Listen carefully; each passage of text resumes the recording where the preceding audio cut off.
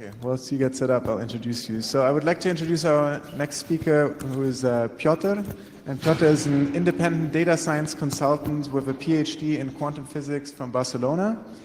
And nowadays he's based in Warsaw, and he's actively developing the quantum game. That's what it's called. And that's what he's also going to talk about today, about a quantum game with photons, tensors and TypeScript visualized. So please welcome Piotr. Thank you. Okay, so pretty much is the introduction. And after finishing my PhD in quantum physics, I went into data science. So I had a lot of chance to interact with data visualization, with programming, with JavaScript. And well, and here it is. Before the talk, I would like to show what's the game about. So you see a few rock, a few carnivorous plants. And when you want to play it, it's more or less a drag and drop game. When you are able to drag and drop elements, rotate them, and make the photon reach the detector. And it's like step by step. But the thing is that it's not only about a puzzle. It's not only about carnivorous plants and rocks with eyes. It's also about quantum physics, in the point that while the game is with some funny elements, everything under the hood is a simulation of a single photon, in this case. To the point that if you want, you can look at the stages. So for example, you can play the next step a few times, and then see the actual quantum state. I know it's visible from this distance, but basically here you can see the quantum state. And of course, you can get all typical quantum and wave phenomena, such as interference. So it's in classical physics, without waves, basically if we shine light on some window, some parts of it reflects, some goes through it, and that's it. But when we are very careful, we can also combine beams. So not only split them, but combine. And at the same time, in this game, we are able to track what's going on. And in each case, the goal is basically the same, so we need to fit all those plans. If this one is easier, if there are more, it's more challenging.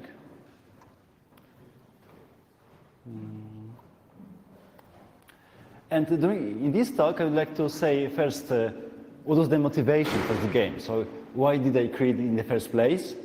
Second thing, what inspired me and other people from the team?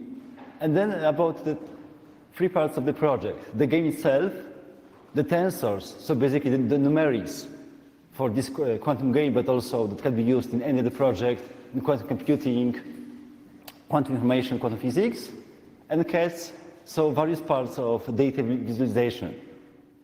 And then possibly what's next.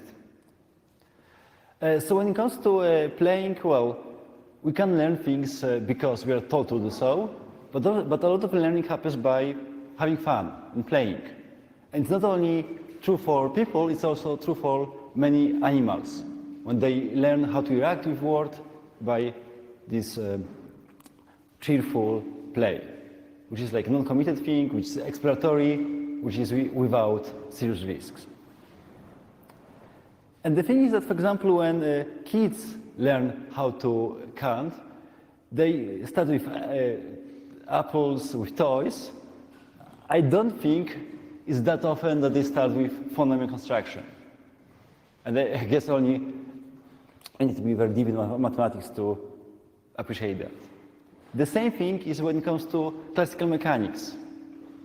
So I don't know if any of you started learning how the world works by the second step. Even if a lot of you are inclined mathematically, physically, or in software engineering. So why does it happen But we think that the only way to learn quantum physics is by starting with linear algebra, complex numbers, etc. Why? Well, I think there are two reasons. One thing is that, well, it's very hard to do it manually. It's like way too small, way too fast. And the second thing is simply there are no tools. Otherwise, I think it's the worst approach for starting learning quantum physics. And well, unless you study physics, this is, well, some kind of elvish, basically.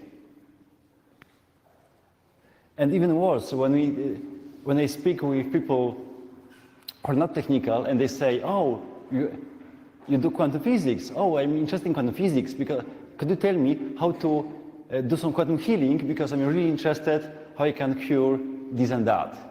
And they say, well, it's tricky.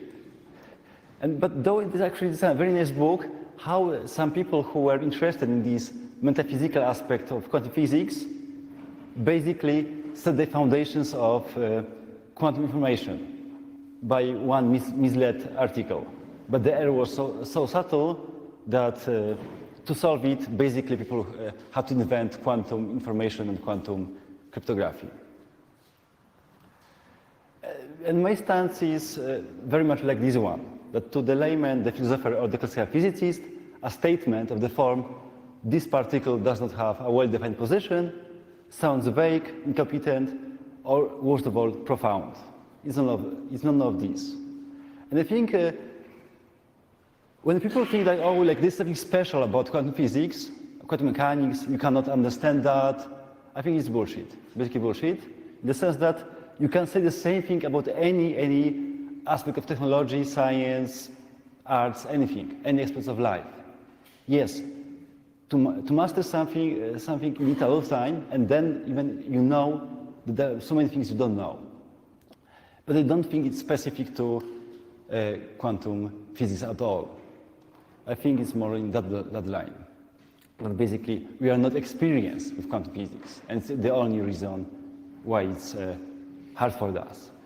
And right now, like, it's very likely that there will be a lot of need to understand quantum physics, to develop algorithms, to interact with various pieces of technology. And I think it's important to educate people in quantum physics and also to provide tools so that it's easy to learn or at least experience it. And I did a lot of work when it comes to volunteering for teaching different high school students in mathematics and physics, ran some bottom-up camps, teaching Fourier transform, teaching various aspects of physics and mathematics. And then at some point decided, okay, why not starting teaching quantum physics as well?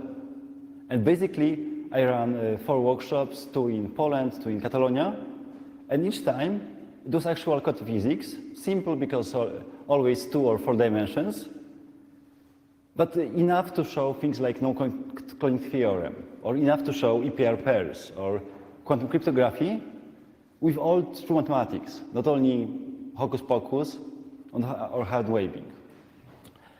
But then later I said, okay, well, there are some nice drawings, but they're not mine. Drawings are of one of my students who basically turned some of my awful drawings on a blackboard into very nice pictures. But then I said, okay, maybe let's don't do calculations by hand. Let's create some kind of Lego block puzzles, or in a way that we can put elements and then later have a computer simulate all physics for us. So, well, created the first quantum game. The idea was to be able to interact with this world and to have a game which is at the same time simulating actual physics, but also can be approached by people who are not physicists by themselves. And this game, it's, well, I didn't test it on rats. At the same time, I did test it on various PhD students, high school students, university students, and got emails from people from basically all levels of experience in physics. Very often they looked at different aspects of the game, was very happy to provide some kind of environment which was open, like inviting.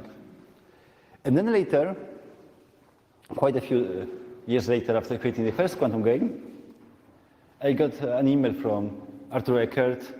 Some of you may know the Eckert protocol for quantum key distribution, which is, well, by him. He wanted to invite me to create the next version. So I said, well, why not? And I was given budget for also to hire a few other people. So basically to focus on various aspects, not only to create anything, but to create something which is working, modular, nice, approachable, and open source. Because I believe that this, when it comes to teaching, we should give it to, well, as many people as possible. And we arrived to Singapore, here playing in the Museum of Arts and Science, vandalizing the exhibition.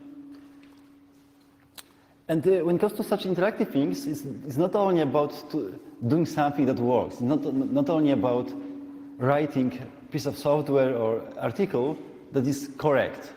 It's also about creating something which is inviting, visually, UX-wise.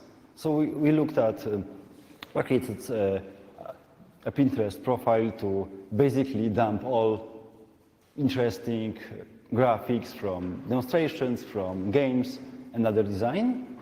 And also, we looked at as many as possible diagrams of quantum optic setups, which to get inspiration for both physics, but also graphics. And dive into other pieces of education, basically. So, for example, how to present something which is complex in a way which is as simple as possible. Very often still, the barrier of entry is not zero, but sometimes it may be that high just because the notation is horrible, and sometimes maybe much lower. So,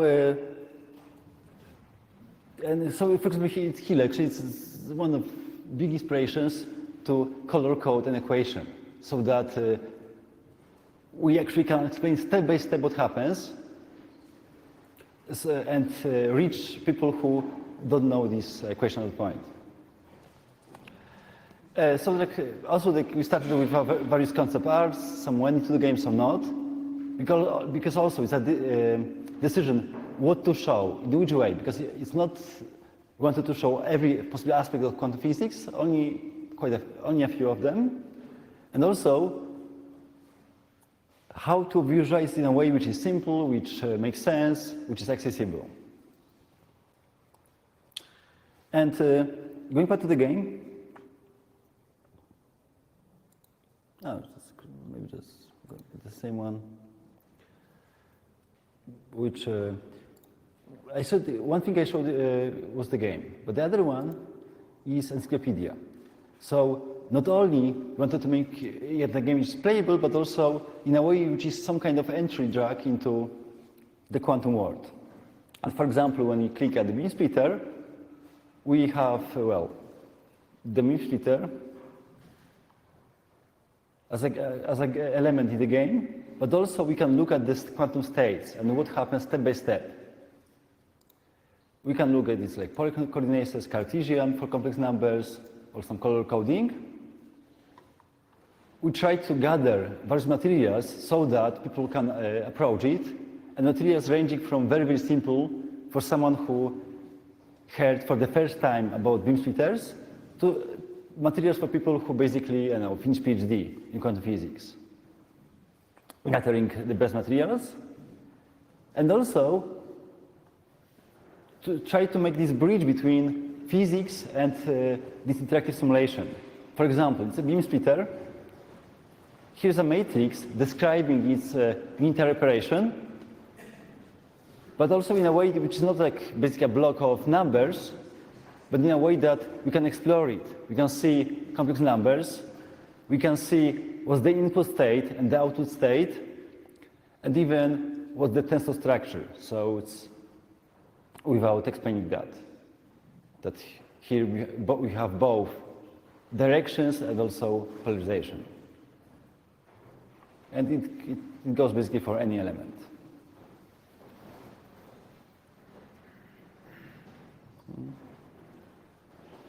So, well, but what's next? Like basically the process of creating this game is already playable to some extent, but we want to expand it with more particles, with entanglement, with quantum key distribution, with many words, possibly also with electrons, and even a bigger idea to make, to create building blocks to create interactive textbook, basically showing quantum physics, but in a way which is dynamic, which interactive.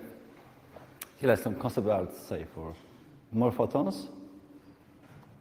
And when it comes to creating data, we try to make it open source, not only in the sense that code is open and is, well, basically randomness, but in a way which is as simple as possible to interact with. For example, when it comes to description of elements, we try to basically put everything into Markdown. And only those pieces of visualization are JSON, which still is accessible enough for people who are not software engineers, but are dedicated educators. I try to add pieces to show that it's real. It's not only, well, carnivorous plants, but also their elements, all elements are physical to the extent that you can find them in a real laboratory. The project right now is like basically split into 3 pieces. One is like the game itself. The second one is the game engine, which is much more general than the game itself. And the third part, which is, well, which we just started, is separating various pieces of visualization so that people can use it in the other projects. When it comes to text choices, well, basically, like, while most of numerics for quantum physics, for deep learning, and other numerics is on the high level, it's in Python. When it comes to creating things which are interactive, install-free, etc., it's basically we have to use JavaScript. There's no other way. At least I'm not aware of. And in this case, I don't know how many of you write JavaScript. 1, 2, 3. Oh, it's like a bit. So it's like, so for me, it's the first bigger project, TypeScript, and for me it was a day and night difference. So many errors that can be saved just with types. Vue, just to make it simple so that people with various skills level can interact and various levels of, well, programming skills.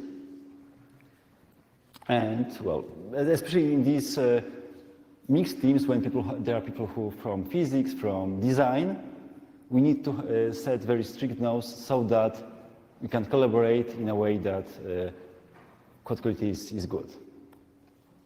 When it comes to quantum tensors, we decided to create something which is much broader than the game itself, so that basically you can create anything. Here's an example of, if you some physics, like how Mandel interference of 2 photons. But basically, within this model, you can do anything. From quantum computing, which is the simplest, to any states which have spin, polarization, direction, many atoms with multiple energy levels. Anything what you like. We are not restricted to qubits only. When it comes to visualization, it's mostly about writing cats and about writing operators. So states and operators. It's already in the game, but thanks to Unitary Foundry, we also work on creating it as a separate object. It's almost working. Actually working, but just like I think it's better to release it slightly later with full documentation and everything. In a way, again, to make it simpler to show quantum states, and no matter if it's quantum computing, if it's quantum information, or it's quantum physics. At the same time, to be able to show operators in a way that we can approach complex numbers and the tensor structure but in a way that is not intimidating. Within the same thing, you can show, I know, Hadamard gates, CNOT gates. You can use these pictures for density operators, for mixed states, and basically anything you like to do with quantum physics, or at least discrete quantum physics. And when it comes to such projects, I kind of don't like it that in many projects, visualization is a second thought. So we create something, then go for the first visualization, and that's it. In this project, basically, you want visualization to be, one of the main focuses. And here, for example, is not some piece of modern art, but explorations of various ways of presenting an array of complex numbers. And there's a lot of trial and error, a lot of testing of people, what is easy, what isn't. But I think like that with these kind of setups, we can go beyond showing operators basically as tables of numbers. And well, we still work on that. It's already playable, so if you like beta testing, it's the ideal time. And of course, if you like to help us, it's also ideal time.